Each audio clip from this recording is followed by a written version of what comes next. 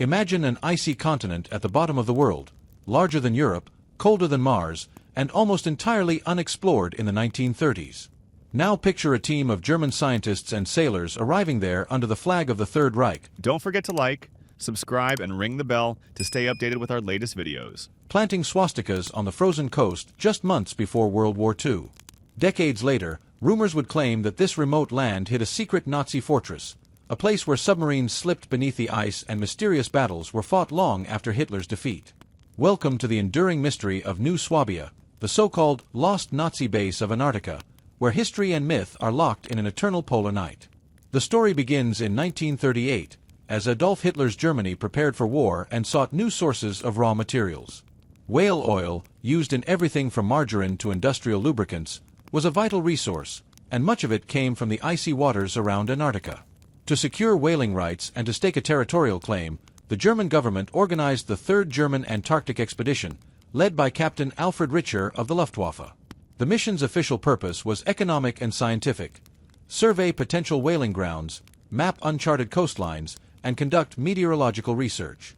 But the political symbolism was unmistakable, planting the Nazi flag on the last unclaimed continent.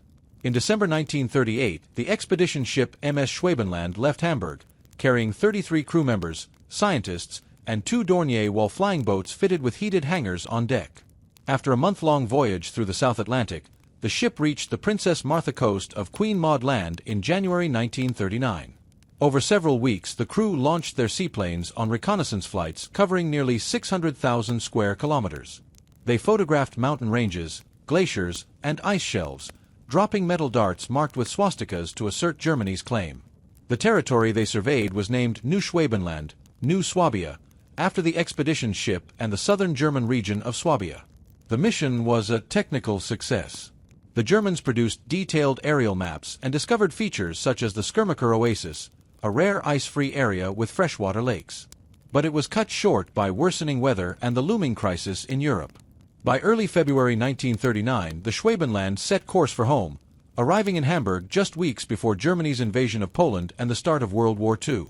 No permanent base was built, no troops were stationed, and no further German expeditions reached Antarctica during the war. New Swabia existed only on paper and in photographs. After Germany's defeat in 1945, however, the story of New Swabia began to take on a second life, one woven from speculation, secrecy, and Cold War anxiety. In the absence of clear information, rumors flourished. Some claimed that Nazi leaders had built a hidden fortress beneath the Antarctic ice, a refuge for fleeing officials and advanced technology. Others imagined submarines carrying treasure, secret weapons, or even Hitler himself to a polar redoubt. The mysterious disappearance of several German U-boats at the war's end added fuel to the fire. What if they had sailed south instead of surrendering? One of the most persistent myths linked New Swabia to Operation High Jump, the massive 1946-47 U.S. Navy expedition led by Rear Admiral Richard E. Byrd. Officially, High Jump was a large-scale training and scientific mission intended to test men and equipment in polar conditions. But its sheer size, over 4,000 personnel, 13 ships, and multiple aircraft, sparked speculation that it was a military strike against a secret Nazi base. Conspiracy writers pointed to Byrd's comments about the importance of the polar regions in future conflict as evidence of a hidden agenda.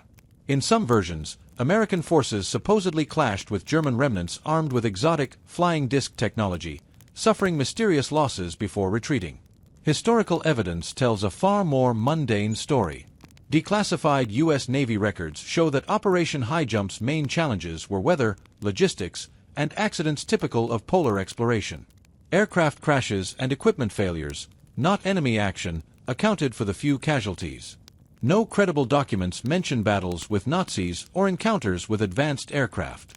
Likewise, post-war investigations by Allied intelligence found no trace of German installations in Antarctica. The missing U-boats were later explained by sinkings, scuttling, or delayed surrenders in South America. So why has the legend of a Nazi Antarctic base endured for more than 70 years? Part of the answer lies in the real mysteries of Antarctica itself. The continent's vastness and inaccessibility invite speculation. Even today, with satellites and international research stations, much of Antarctica remains unvisited and poorly mapped.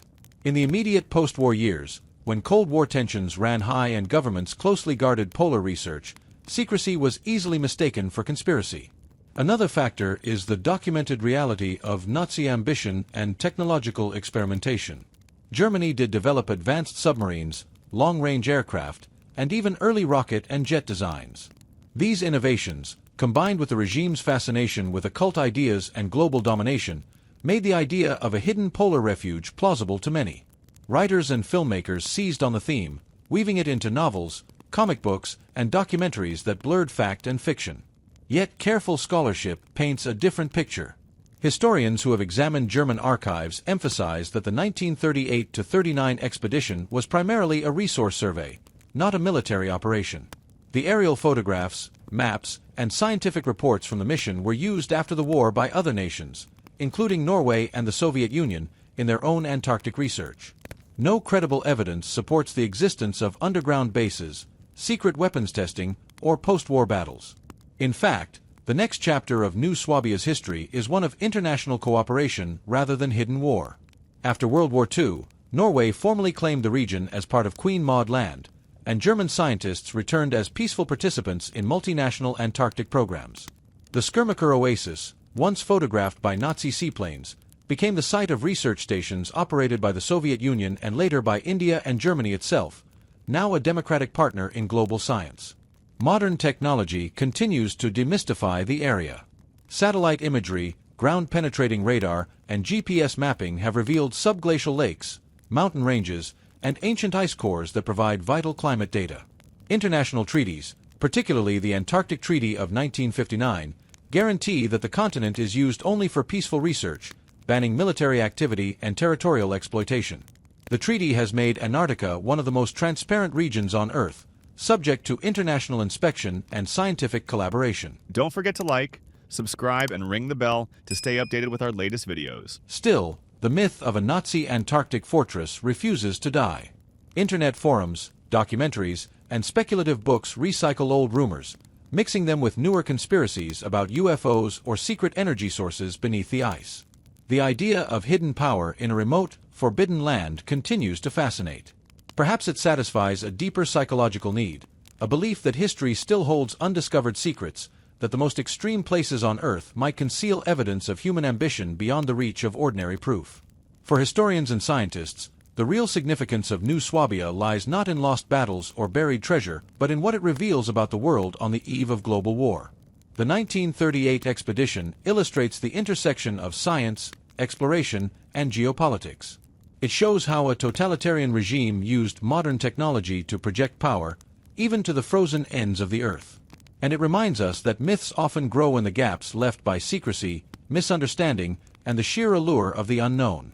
Today, visitors to the German Neumayer station in Queen Maud Land can still look out over the icy landscape first photographed by Captain Richer's crew. Nothing remains of the 1938 expedition except scattered markers and historical records, yet the name Neuschwabenland endures on maps and in the popular imagination.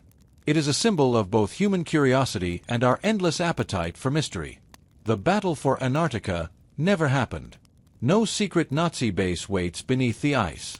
But the legend of New Swabia continues to echo because it speaks to something timeless: the tension between the known and the unknown, the documented and the imagined. As long as Antarctica's vast white wilderness holds areas few have ever seen, stories of hidden histories will survive the cold.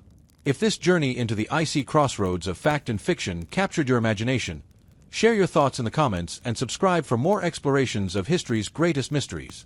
Do you think there are still undiscovered truths buried in the Antarctic ice, or is the real story, the documented expedition and the myths it inspired, even more fascinating than the legend itself?